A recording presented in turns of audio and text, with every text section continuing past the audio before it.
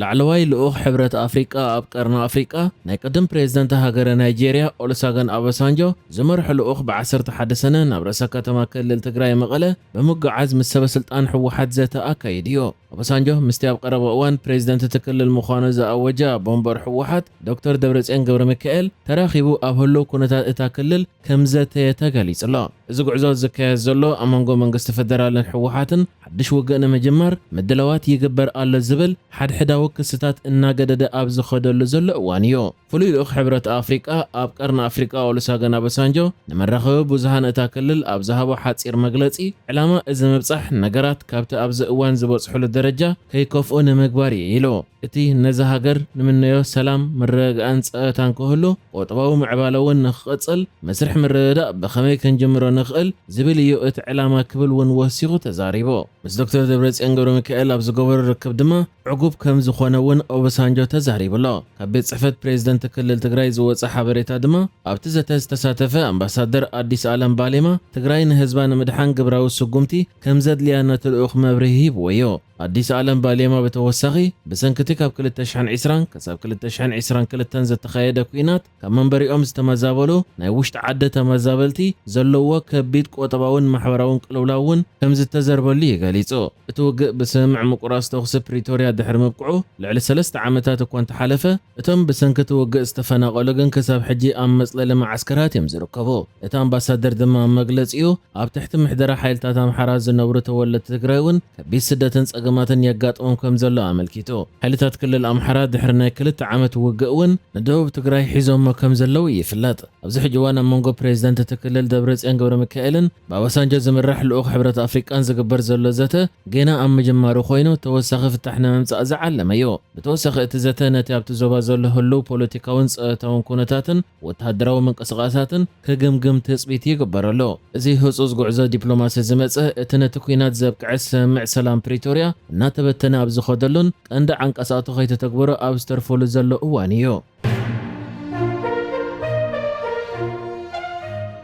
بغند أماخرتي قدام منستر إثيوبيا أبي أحمد زخونو ጌታቸው ረዳን ሬድዋን ሁሴንን ዝተዘርገሐ ጽሑፍ حالتا تግራይ ኣብ ልዕሊ መንግስቲ ፌደራል ኩናት ክኸፍቱ ይዳለዉ ኣለዎ ዝብል ክሲ ዘቕርቡ ኮይኖም ኣብ ርእሲኡ ድማ ኤርትራ ንሕወሓት ትሕግዞም ኣላ ዝብል ሓበሬታ ዘርጊሖም ነይሮም እዮም ሕጂ ድማ ኤርትራ ነዚ ኣመልኪታ ግብረ መልሲ ሂባ ዘላ ኮይና ሰልፊ ብልጽግና ኣብ ሓሶት ዝተሰረተ ፕሮፓጋንዳ ይዝርግሕ ኣሎ ብምባል ነቲ ኣማዕከን ዜና አልጀዚራ ብሬድዋን ሁሴንን ጌታቸው ረዳን ዘቐረበ ጽሑፍ ካብ ሓቂ ዝረሓቐን ኣታላልን ካልእ ኣጀንዳ ዘለዎን ብምባል ገሊጻቶ ሚኒስትር ዜና ኤርትራ የማነ ገብረ መስቀል መንገዲ ኤክስ ወይ ናይ ቅድም ትዊተር ገይሩ ፎቶግራፍሲ ሃሪማ ተእወ ዝብል ምስላ ኣኸቲሉ ነቲ ካብ 2020 ክሳብ 2022 ዝነበረ ናይ ትግራይ ኩናት በሰንኪ ኤርትራ ከም ዝተጀመረ ጌርካ ንምቕራቡ ዝተገብረ ፈተነ ውድቕ ይድሕር ምባል ኩናት ትግራይ በሰንኪ ውሽጣዊ ብሄራዊ መመቃል ናይ ኢትዮጵያ ዘሰዓበን እቱ ኩናት ከዓ መወዳእታ ዕላሙ ኤርትራ ስለ ዝነበረ ኤርትራ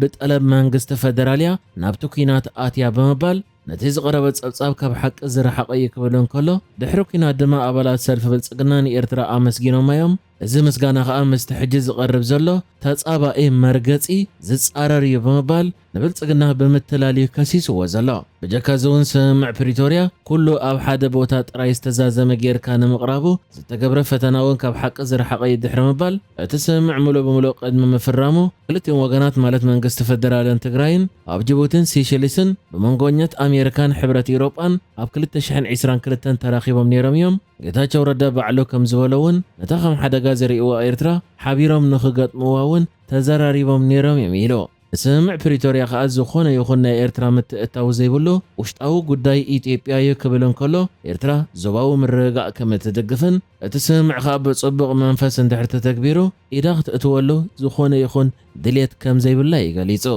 መወዳእታ ከዓ ሚኒስትር ዜና ኤርትራ የማነ ገብረ መስቀል እቲ ሰልፊ ብልጽግና በመልክዕ ፕሮፓጋንዳ ገይሩ ዘቕርቦ ዘሎ አንጻር ኤርትራ ዝኾነ ተጻባኢ አጀንዳ መቐጸልታ ናይቲ ልኡላዊ ኣፍ ደገ ባሕሪ ንምርካብን ንኤርትራ ንምትኹታኹን ይድሕር ምባል ዘሎ ዞባዊ ወጥሪ ድማ ጠንቁ ሰልፊ ብልጽግና ይብምባል እውን ንሰልፊ ብልጽግና ኣብቲ ዞባ ምስ ሶማሊላንድ ናይ ምርድዳእ ሰነድ ብምፍራም ንሓይልታት ቁልጥፍ ደገፍ ብምድጋፍ ዓሰብ ክሕዝ ኢልካ ብምፍራሕ ከምኡ ድማ ብሓፈሻ ንልኡላዊ ገማግም ባሕሪ ኤርትራ ብዝርብ ወይ ብሓይሊ ብምባል ብምፍራሕ ተግባራት እዩ ኣብቲ ዞባ ወጥሪ ዝፈጥር ዘሎ ኢሉ ነቲ ብሰበስልጣን ሰልፊ ብልጽግና መዘሎ ኩነታት ንኸጣዓም ታሪኽ ንምጥምዛዝን ናይ መስፈሕፈሕ ኣጀንዳኦም ኣንጻር ኤርትራ ድማ ምኹነይ ንምግባርን ዝገብርዎ ዘለዉ ምንቅስቓስ ሙሉእ ንጹግ ብምባል እውን ሚኒስተር ዜና ኤርትራ የማነ ገብረ መስቀል ኣብቲ ጽሑፉ ሓቢሩ እዩ ዝርከብ።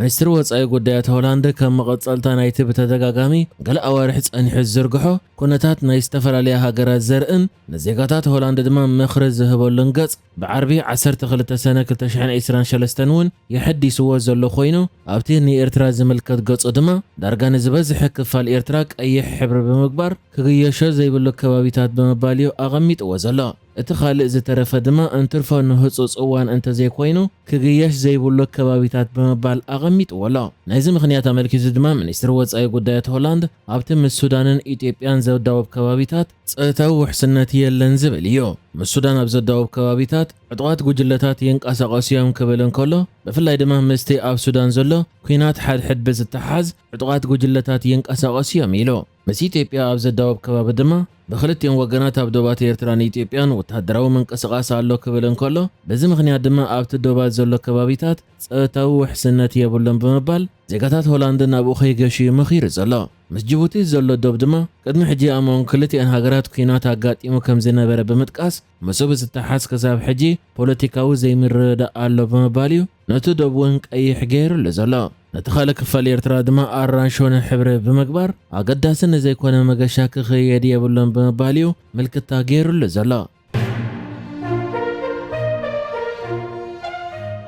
ኣብ ውድድር ጉያ ክልተ ግዜ ሻምፒዮን ዓለም ነበር ኢትዮጵያዊት ጎዳፍ ጸጋይ ቅድሚ ውድድርን ድሕሪ ውድድርን ኣብ ዝተገብረ ምርመራ ኣብ ደማ ዝተኸልከለ ባእታ ድሕሪ ምርካቡ ን4 ኣዋርሕ እገዳ ተገይሩላ። ኣብ ኦሎምፒክ ቶኪዮ 2020 ኣብ ሓፂር ርሕቀት ነሓስ መዳልያ ዓቲራ ዝነበረት ጓል 29 ዓመት ጎዳፍ ጸጋይ ኣብ 2022 ድማ ሻምፒዮን ዓለም 5000 ሜትሮ ናይ ደቂ ኣንስትዮ ኣብ 2023 ከዓ ሻምፒዮን ዓለም 10000 ሜትሮ ክትከውን ክኢላ እያ። ይኹን እምበር እቲ ኣብ ግዜ ጉያ ኣትሌታት ኣብ ደሞም ክህሉ ዘይብሉ ኣብ ደም ጎዳፍ ጸጋይ ተረኺቡ ዘሎ ባእታ ኣብ ኣካላትና ዝርከብ መጠን ኦስትሮጅን ንምንካይ ዝሕግዝ ከምኡውን ንመንሸረጡብ ንምፍዋስ ኣብ ጥቕሚ ዝውዕል እዩ። ጎዳፍ ጸጋይ እቲ ኣብ ደማ ተረኺቡ ዘሎ ዝተኣገደ መድሃኒት ኣብ ሓደ መዓልቲ ዘጋጠመ ሕክምናዊ ኩነታት ንምሕካም ዝተኣዘዘላን ደገፍ ሕክምናዊ ሰነዳትን መርትዑታትን ከም ዘቕረበት ገሊጻላ። በዚ ኸ ፌደሬሽን ኣትሌቲክስ ዓለምና እቲ ኣትሌት ዝኾነ በደል ወይ ሸለልትነት ኣይፈጸመትን ብምባል ብመሰረት ሕግታት ዝተገብረ ናይ 4 ኣዋርሕ መቕጻዕቲ ግን